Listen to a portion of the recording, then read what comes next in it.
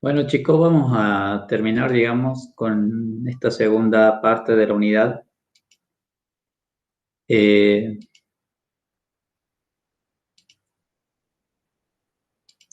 bueno, ayer habíamos quedado básicamente en señalar los inhibidores de la biosíntesis de la pared celular bacteriana y en este caso tenemos, digamos, a la vancomicina, que es un glucopéptido complejo producido por Streptomyces orientalis, se une rápida e irreversiblemente con el extremo D-alanina del pentapéptido, de modo que inhibe la reacción de la transglucosidación. Es un agente bactericida, activo contra bacterias gram positivas y espiroqueta. Por ser muy tóxico, solo se usa en infecciones estafilocócicas severas y resistentes a otras drogas. Después tenemos los antibióticos que se denominan beta-lactámicos.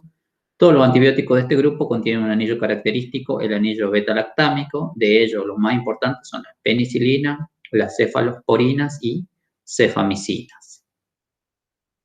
Acá tenemos las penicilinas, como ya sabemos, fueron los primeros antibióticos naturales en descubrirse, pero en general todos los beta-lactámicos tienen el mismo mecanismo de acción. Actualmente las penicilinas suponen un 17% del mercado total de antibióticos. El grupo común a todas las penicilinas es el ácido 6-aminopenicilánico, 6-APA, que genera el anillo beta-lactámico, anillo A, y el anillo tiazolidínico, anillo B. Y acá tendríamos un ejemplo de una penicilina. Las penicilinas naturales no son efectivas contra gram negativas, no pueden administrarse por vía oral, son inactivadas en el tracto gastrointestinal, son inactivadas por penilicinasas beta-lactamasas y pueden producir reacciones alérgicas. Con el fin de eliminar algunas de sus desventajas, se han desarrollado penicilinas semisintéticas, que son resistentes a penicilinasas, por ejemplo la meticilina y la oxacilina, se usan sobre todo frente a cocos gram positivos como Staphylococcus aureus y epidermidis. Además son resistentes en medio ácido, lo que permite su administración oral. De espectro ampliado, permiten un uso efectivo frente a muchas otras bacterias gram negativas como la influenzae, la E. coli, Proteus, Salmonella y Shigella. Eso sería en el caso de las penicilinas semisintéticas. Dentro de este grupo destacamos a las aminopenicilinas como la ampicilina o la amoxicilina. El grupo amino del radical acilo permite que estas penicilinas puedan atravesar la membrana externa de las bacterias gram negativas, resisten los ácidos, pero solo tienen la mitad de actividad contra gram positivas y algunas son inactivadas por beta-lactamasa. Las penicilinas anti-pseudomonas, la carbenicilina se usa frente a pseudomonas, un patógeno oportunista muy peligroso, cuando coloniza heridas quirúrgicas. Todas las penicilinas, incluidas las semisintéticas, son bactericidas, inhiben la síntesis, el sistema enzimático implicado en la reacción de transpeptidación del peptidoglucano. Los tipos de penicilina tenemos las penicilinas naturales, penicilinas de amplio espectro y penicilinas resistentes. Y acá tenemos una cefalosporina, una beta-cefalosporina, que ventaja frente a las penicilinas es espectro de acción amplio, vida media elevada, son resistentes a beta-lactamasa y las desventajas son más caras y peor toleradas. Producen lo que se denomina nefrotoxicidad y alergias. Se dan alergias cruzadas con penicilina. Esta sería la estructura química de una cefalosporina. La clasificación de las cefalosporinas, bueno, se hablan de cefalosporinas de primera generación, segunda, tercera y cuarta, y acá les marcan, digamos, cuáles son efectivas frente a gram negativas y gram positivas. En este caso, las de primera generación son efectivas contra gram positivas. Tenemos la cefalozolina, la cefalexina. Frente a gram negativa tenemos las de segunda generación, como son el cefaclor, el cefotetán. De tercera generación tenemos la cefotaxima, la cefixima, y después tenemos dentro de la cuarta generación la cefepima o cefipiroma. Después tenemos los antibióticos que interfieren en la síntesis o en la biosíntesis de proteínas. Los antibióticos que interfieren en la síntesis de proteínas son variados y abundantes y la mayoría funcionan interfiriendo con el ribosoma. Sobre todo los que se unen a proteínas ribosómicas o algunos de los ARN ribosómicos. Tenemos como ejemplo las tetraciclinas, que son antibióticos de amplio espectro frente a gram positivas y negativas, riquecias y clamidias e incluso micoplasmas. producidas por distintas especies de Streptomyces, se basan en el cuadruplanillo del naftaceno, actúan como bacteriostáticos, siempre y cuando las bacterias estén en crecimiento activo. Son útiles incluso contra bacterias que viven como parásitos intracelulares, como por ejemplo las Rickettsias, debido a que su carácter hidrofóbico facilita su difusión a través de membranas.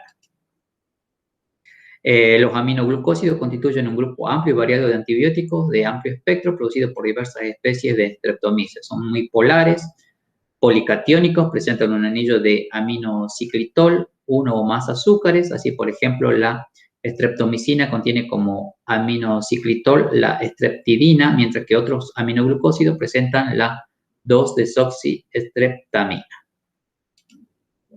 El mecanismo de acción se une a los polirribosomas que están traduciendo el ARN mensajero, provocando errores en la lectura del ARN mensajero al distorsionar la estructura del ribosoma. Por lo tanto, la bacteria comienza a sintetizar proteínas que se denominan defectuosas con un efecto final que es bactericida. Los macrólidos son antibióticos inhibidores de la translocación, suponen un 11% del total de producción de antibióticos. El macrólido prototipo es la eritromicina, pero actualmente se usan muchos en clínica dos derivados semisintéticos de ella, la roxitromicina y la claritromicina.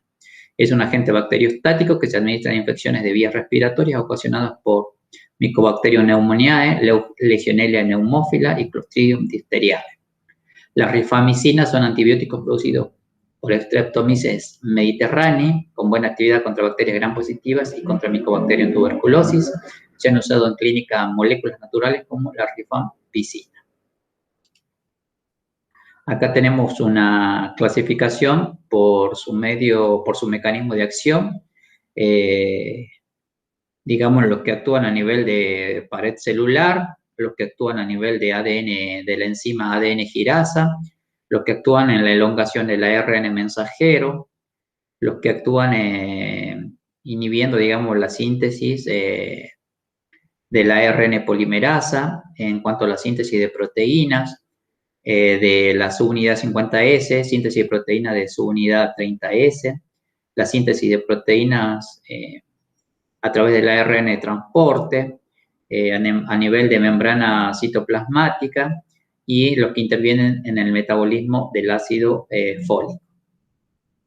Esto sería, digamos, un resumen de todo lo que yo les acabo de explicar anteriormente. Acá tenemos una tabla donde tenemos el antibiótico y el organismo productor, por ejemplo, las penicilinas. El organismo productor es Penicillium chrysogenum, el órgano blanco son bien efectivas contra bacterias gram positivas y su modo de acción o sitio de acción es a nivel de síntesis de pared. Y así tienen todos estos ejemplitos.